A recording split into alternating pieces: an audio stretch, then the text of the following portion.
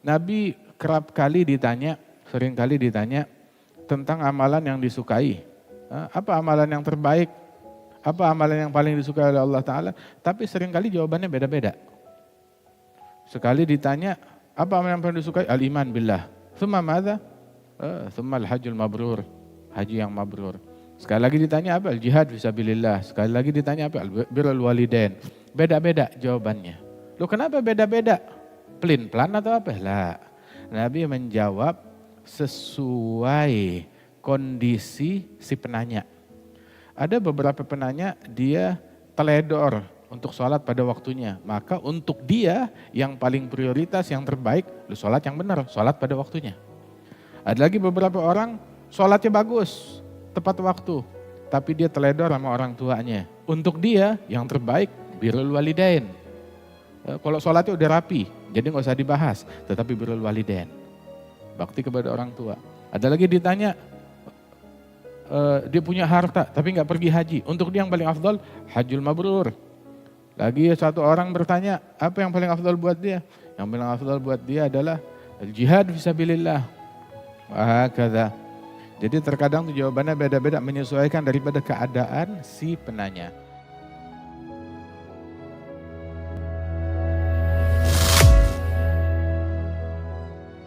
Wah intinya, hatta sholat pada waktunya ini istimewa. Haji mabrur ini adalah amalan-amalan yang terbaik. Mukmin jangan pernah merasa puas dengan dirinya ketika mencapai suatu peringkat dalam urusan akhirat. Tetapi dia selalu mencari lebih.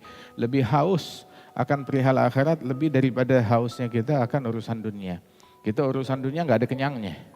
Tapi giliran urusan akhirat, khalas, sudah cukup. Jangan. Urusan akhirat selalu mencari lebih. Idza nazara ahadukum ila man fuddila alaihi fil mal, apabila salah seorang kalian menatap kepada seseorang sisi duniawinya, maka lihatlah orang yang duniawinya di bawahnya dia. Lihat kepada orang yang sisi duniawinya di bawah dia, sehingga dia menjadi orang yang bersyukur. Menghargai nikmat yang dia punya. Oh alhamdulillah ya. Tapi kalau dilihat sisi duniawi kepada orang yang di atas, wah dia punya mobil mewah, saya nggak punya. Wah dia punya pesawat terbang, saya nggak punya. Sehingga dia tidak mensyukuri apa yang dia punya, tamak dan rakus kepada apa yang ada di kantongnya orang lain. Sehingga dia lupa bersyukur.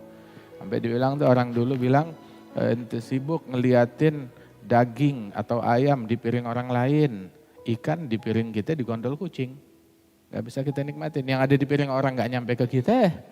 Yang ada di piring kita dimakan sama kucing. Gak bisa kita syukurin. Gak bisa kita nikmati. Atau makan ini ikan enak banget. Selama kita gak ngelihat daging depan mata kita. Tapi kalau udah ngelihat daging, makanan mewah depan mata kita, kok nih ikan jadi begini ya? Kok baunya begini ya? Kok hambar ya? Gak ada syukurnya. Urusan duniawi, lihat kepada orang yang di bawah kita hingga kita menjadi bersyukur. Urusan duniawi. Ada orang alhamdulillah dikasih sehat. Di bawah kita sakit, wah kamu sakit. Alhamdulillah, ada yang penyakitnya lebih parah dari saya. Wah kamu penyakitnya sama parahnya, alhamdulillah saya masih bisa beli obat. Dia gak bisa beli obat. Kata syukurin apa yang ada. Urusan akhirat, maka melihatlah kepada orang yang di atas dia. Jadi kita terpacu, saya mau sholatnya kayak sholatnya dia. Saya mau puasanya kayak puasanya dia. Saya mau ngajinya seperti ngajinya dia. Saya mau zikirnya seperti zikirnya dia. Terpacu, termotivasi. Kalau dia urusan akhirat lihat kepada yang di bawahnya, maka udah bagus gue sholat. Udah bagus gue puasa, tuh gak kayak fulan. Artinya kita menjadi sombong dan tidak termotivasi untuk menjadi manusia yang lebih baik lagi. Makanya dijadikan tuh acuan kita, standar kita. Laqad kana lakum fi Rasulillahi uswatun hasanah. Pada pribadi Rasulullah adalah teladan yang terbaik. Itu acuannya kita. Oh, Nabi urusan duniawinya gak ada sedikit. Sehari makan, sehari lapar. Sallallahu alaihi wasallam. Ditawarin gunung jadi emas, nggak mau. ntar ditiru sama orang. Ntar orang beralasan gak dakwah, wah gimana saya mau dakwah, Nabi punya emas. Makanya semangat, saya gak punya apa-apaan. Jadi semuanya itu dihargain pakai emas, pakai uang, pakai harta. Hakada. Amalan yang paling afdal, sholat li waktiha, sholat pada waktunya. Waktu sholat tuh, waktu maghrib, ya dari tenggelam matahari sampai masuk waktu isya. Hilangnya tenggelamnya mega merah. Umumnya itu biasanya sekitar 1 jam 10 menit. Masuknya waktu maghrib. Ini semuanya waktu maghrib. Kan waktu maghrib itu ada khilaf antara ulama, bahkan juga dalam madhab al-jadid lil Imam Syafi'i, waktu maghrib itu sangat singkat. Ya, sehingga dipercepat. Khusus waktu maghrib itu hendaknya tuh sholat betul-betul di awal waktu. Khusus buat waktu maghrib. Nah, sebab tuh wal waktu yabqa fil qadimil azhari ila al-isya bi maghribil ahmari, dalam madhab jadid lil Imam Syafi'i. Waktu maghrib itu dengan kadar azan, kadar igamah, kadar wudhu, kadar sholat sunnah, kadar sholat fardu. Artinya itu digabungkan beberapa menit itu. Nah, lebih kurang seperti itu waktu maghrib. Menurut Imam Syafi'i dalam madhab al-jadid. Begitu, tapi ulama mengabaikan pendapat yang baru dari Imam Syafi'i. Mereka berpegang dengan pendapat lama Imam Syafi'i, mereka beralasan itu lebih sahih. Waktu maghrib tetap ada sampai isya. Tetap ada sampai masuk waktu isya. Sekitar 1 jam 10 menit di wilayah Indonesia. Ayo. Intinya itu sholat yang paling afdal, sholat li waktiha, waktu sholat tuh ada waktu awal waktu lebih baik. Tengah waktu juga punya keistimewaan. Akhir waktu juga baik. Tetapi awal waktu kata ulama lebih baik. Itu as-shalah fi awalil waqt ridwan Allah. Salat di awal waktu ridhanya Allah. Salat fi awsatih salat di tengah waktu rahmatnya Allah. Fi akhiril waqt, salat di akhir waktu afwullah, maafnya Allah. Ridhanya Allah awal waktu. Rahmatnya Allah tengah waktu. Akhir waktu, ya maafnya Allah Ta'ala. Semuanya ada. Ente perlunya apa? Perlu maaf, perlu rahmat, perlu ridha. Ya Allah, semuanya. Alhamdulillah. Hakadha. Sholat pada waktunya. Jangan sampai keluar dari waktunya. Itu yang dimurkai oleh Allah Subhanahu wa Ta'ala. Allah Ta'ala berfirman, "Fawailul lil musallin alladzina hum an salatihim sahun." Neraka wail bagi orang yang sholat. Kok sholat dapat neraka? Yang sholatnya lalai kepada Allah. Melalaikan sholat sampai keluar dari waktunya.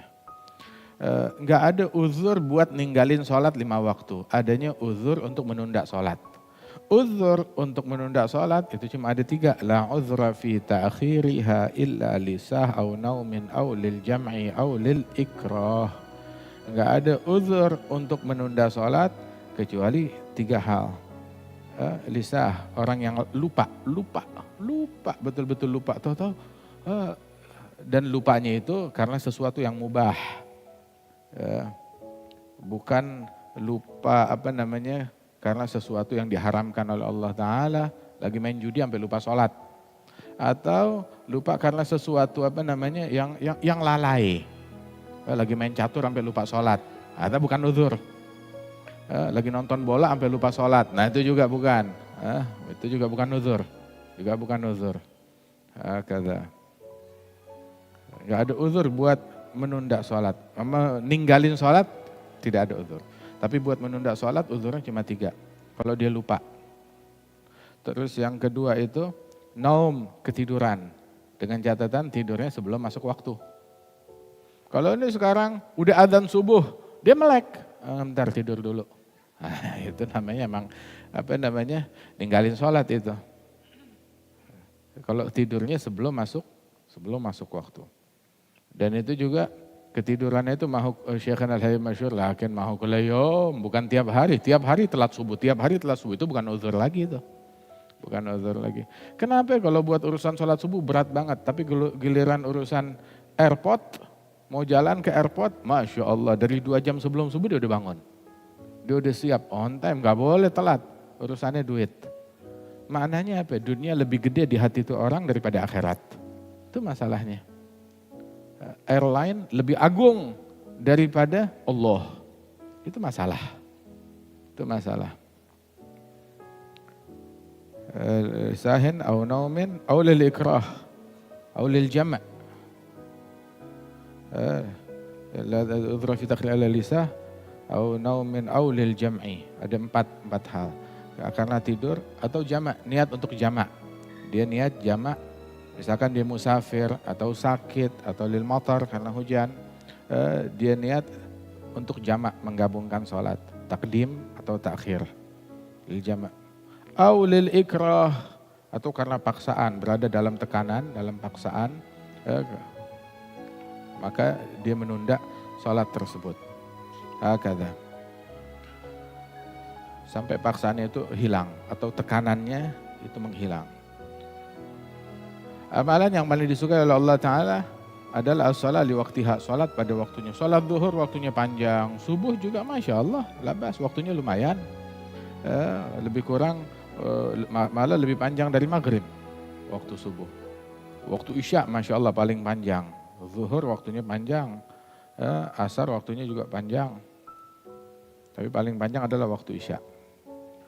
Ini amalan yang manusia Allah, sholat di waktunya, sebisa mungkin di awal waktu. Atau ya kalau memang sibuk karena sesuatu boleh di tengah waktu, di akhir waktu. Dan laksanakan kalau bisa tuh berjamaah, kalau bisa lagi di masjid, biar makmur masjidnya kita. Thumma, setelah itu amalannya yang paling disukai oleh Allah Ta'ala, birrul walidain, bakti kepada orang tua. Al-waladul bar la yadkhulun nar, al-waladul aq la yadkhulul jannah. Anak yang bakti enggak bakalan masuk neraka. Anak yang durhaka enggak bakalan masuk surga. Ridallah fi ridal walidain, sakhatuhu fi sakhatihima. Ridhonya Allah dalam ridhonya ibu bapak, murkanya Allah dalam murkanya ibu bapak. Cari ridhonya Allah di dalam keridhaan ibu bapak kita. Birrul walidain. Itu dalam athar disebutkan tuh, memandang wajah orang tua dengan pandangan cinta, ya itu setiap pandangan itu pahalanya itu seperti pahala haji sekian kali. Masya Allah, seperti pahala haji sekian kali. Memandang orang tua dengan pandangan cinta dan ta'zim. Masya Allah. Dan Allah Ta'ala sampai secara spesifik memerintahkan wa qadha rabbuka alla ta'budu illa iya. Allah Ta'ala menetapkan gak boleh menyembah kecuali hanya kepada Allah. Itu prioritas pertama, menyembah hanya kepada Allah. Terus, wabil walidaini ihsan, berbuat ihsan kepada ibu bapak. Itu prioritas yang kedua. Masya Allah.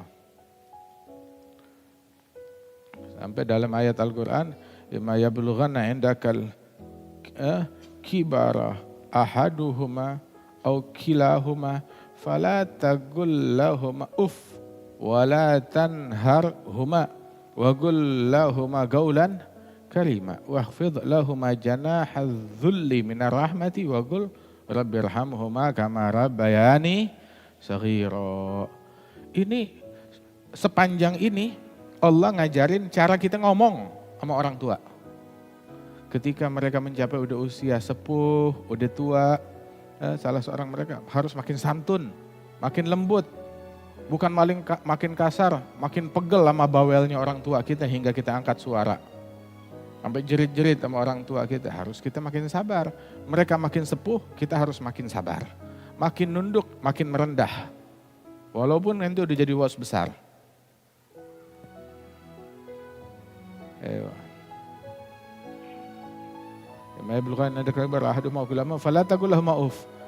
Apa hal yang dilarang untuk diucapkan? Jangan mengucapkan kata-kata yang gak enak didengar oleh mereka. Walaupun kalimat itu cuma sekedar uff. Apa sih uff? Uff, apa ini kalimat? Kalimat yang intinya yang orang tua kita tidak nyaman mendengar huruf tersebut dari kita, jangan kita perdengarkan kepada mereka. Walaupun cuma 2 huruf. Walaupun sesimpel itu, tapi orang tua kita nggak nyaman, jangan perdengarkan. Wala taqul lahuma uff. Kalimat yang mengungkapkan sebel, jenuh, pegal, kesel, bete kita sama orang tua. Jangan ungkapin. Muka tuh depan orang tua jangan ditekuk. Ntar matinya cemberut kita. Muka tuh pasang senyum depan orang tua, jangan pasang muka sial. Pasang mukanya ahlil jannah. Pasang muka tuh mukanya ahlil jannah, biar matinya juga mati senyum. Yang mau matinya senyum, senyum depan orang tuanya. Sama depan suaminya juga. Nah, begitu. Yang mau matinya cemberut, nah cemberut terus deh. Mau matinya monyong, monyong terus deh. Lihat bila min dzalik. Birrul walidain. Taqullah ma'uf wala tanharhuma. Apalagi sampai ngebentak mereka. Jangan ngebentak, jangan angkat suara. La taqullahu uffin wala tanharhuma. Itu yang enggak boleh. Itu yang tabu, itu yang dilarang. Terus yang diperintahkan, qul lahuma gaulan karima. Ngomong kepada mereka ucapan yang karim, yang terhormat, yang mulia, yang santun. Ya Allah, sampai kayak ngomong sama presiden, lebih dari presiden. Lebih daripada 1.000.000 presiden, 1.000 presiden, ibu bapak kita. Qul lahuma gaulan karima. Terus juga itu cara ngomongnya. Terus juga selain itu waqfid lahuma janahadzul. Ngomong tuh dengan merendah. Merendah kepada orang tua kita. Nanti kalau naik pesawat, ya beberapa maskapai itu, apalagi misalkan untuk ambil uang kelas yang tinggi, eksekutif atau first class atau bahkan naik kereta api. Itu sampai itu pramugarinya itu kalau ngomong sama kita nggak sambil berdiri. Sampai mereka tuh jongkok di lantai. Jongkok di lantai. Perusahaan yang ngajarin. Dan nggak ada orang bilang, wah itu namanya patriarki, apa-apa itu namanya tuh. Penindasan, perbudakan. Lah, ada adab.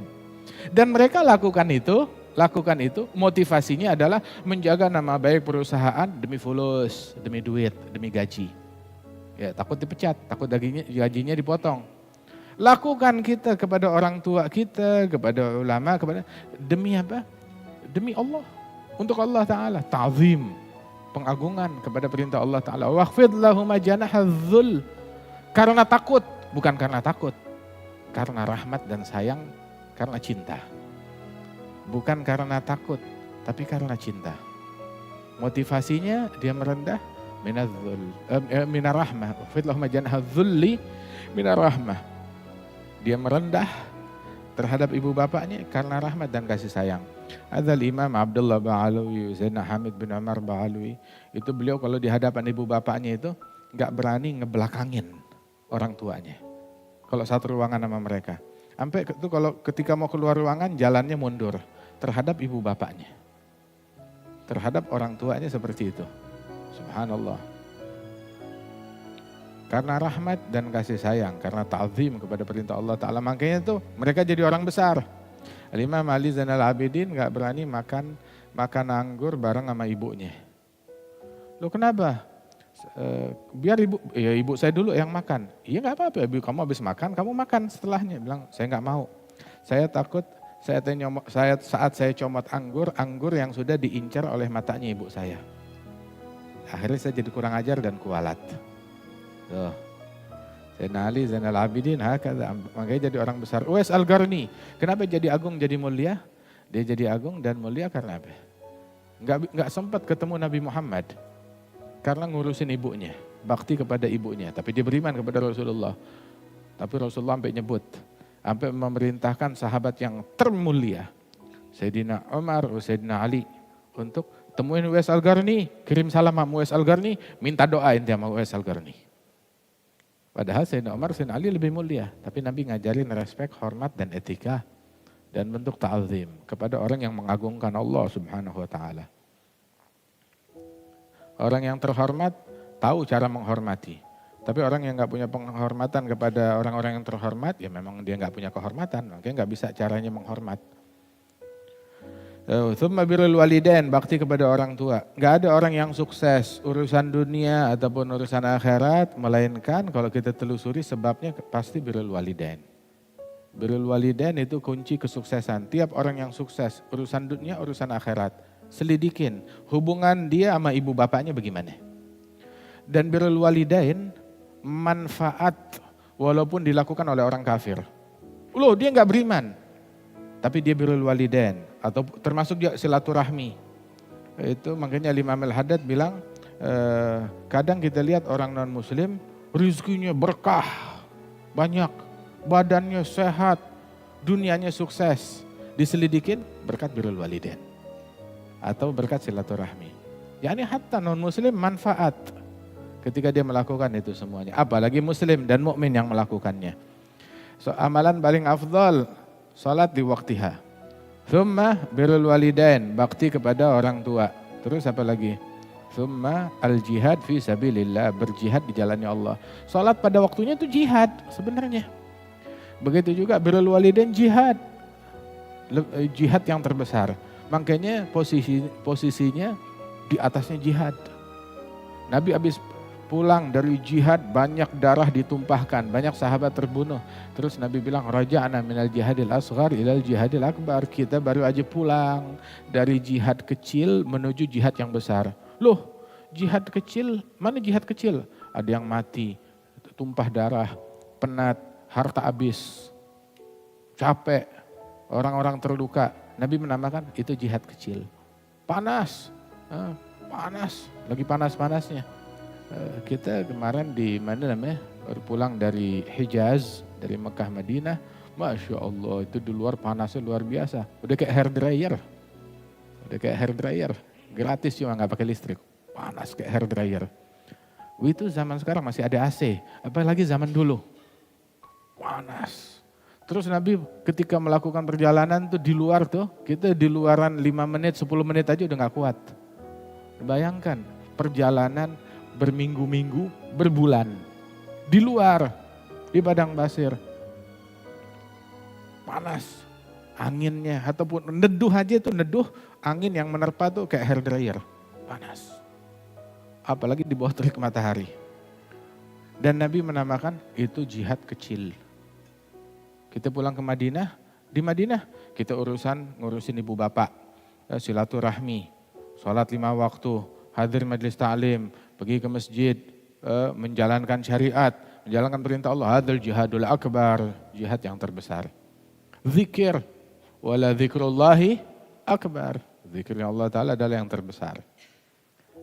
La ilaha illallah. Itu Sayyidina Abu Hurairah radhiyallahu anhu, waktu datang ke masjid sebelum subuh, mau salat subuh.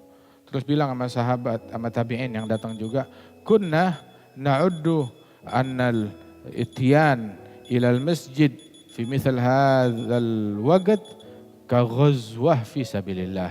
Kita para sahabatnya Rasul sallallahu alaihi wasallam dahulu kita menganggap berdasarkan dari apa yang diajarkan Rasul, apa yang ditanamkan Rasul di benak kita, sampai kita menganggap datangnya kita ke masjid ya sebelum subuh nih itu seperti pahalanya berperang bertempur di jalannya Allah. Seperti jihad fisabilillah. Datang ke masjid untuk subuh, nah itu pahalanya seperti ghazwah fisabilillah. Nah, kata yang bilang kalau nuntut ilmu bukan jihad fisabilillah, faqad naqasa fi aqlih, berarti akalnya dia itu cacat, akalnya dia ada yang kurang. Kalau bilang nuntut ilmu bukan jihad fisabilillah, ada nuntut ilmu jihad fisabilillah. Wah, terus juga hati-hati, sekarang seruan jihad. Orang tuh sekarang kalau mau narik massa gampang, tinggal labelin jihad aja. Demonstrasi, kasih nama label jihad. Wah, semua ikut. Begitu. Pengen kursi, dia bilang jihad. Pengen dicoblos, coblos saya jihad fisabilillah. Nah, gampang.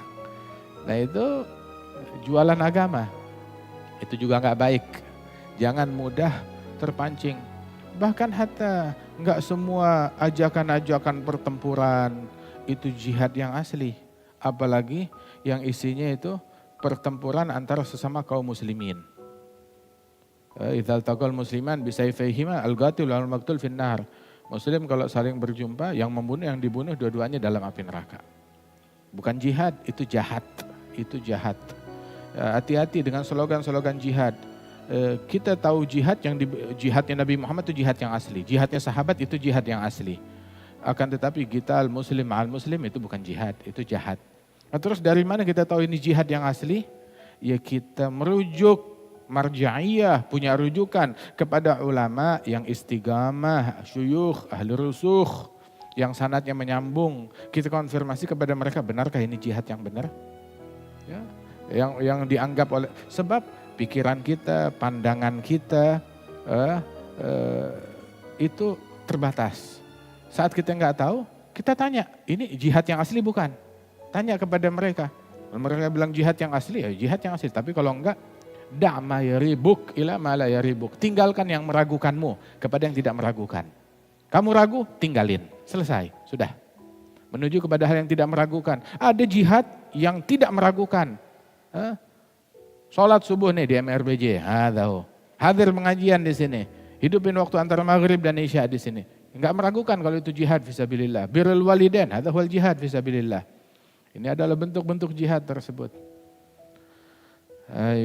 Naam. Jadi jangan mudah tertipu dengan slogan-slogan jihad, kemasannya doang jihad, enggak taunya dalamnya kejahatan. Sebaik-baiknya orang itu adalah tinggalkan yang meragukan kepada apa yang tidak meragukan. Kalau emang ragu tinggalin, dak maribuk ila ma la yaribuk. Ada hadis sahih rawahul Bukhari wal Muslim. Amalan yang paling disukai oleh Allah Ta'ala. Habul amal ilallah salat li waqtiha, birrul walidain, jihad fi sabilillah. Nah, terus juga yang tadi hadis yang berikutnya itu hadis Amr bin al-As radhiyallahu anhu, qala sallallahu alaihi wasallam, ahabbun nas ilayya Aisyah. Orang yang paling saya cintai adalah Aisyah, istrinya beliau. Masya Allah. GR gak tuh Siti Aisyah dibilang begitu? Nabi Muhammad bilang begitu. Ahabbun nas ilayya Aisyah. Ya, orang yang paling saya cintai adalah Aisyah. Wa minar rijal abuha, dari kaum laki-laki adalah ayahnya beliau. Wa Nabi Muhammad meninggal di pelukannya Siti Aisyah. Bersandar di dadanya Siti Aisyah. Nabi Muhammad dimakamkan bersebelahan dengan Sayyidina Abu Bakar As-Siddiq, Sayyidina Umar bin Al-Khattab. Sehari-harinya Nabi waktu hijrah bersama Sayyidina Abu Bakar As-Siddiq. Thaniya thnain idh huma fil ghar idh yaqulu li sahibihi la tahzan innallaha ma'ana. Saat berucap di gua tersebut, di gua gua Thur, bilang kepada sahabatnya. Siapa sahabatnya di sini? Abu Bakar.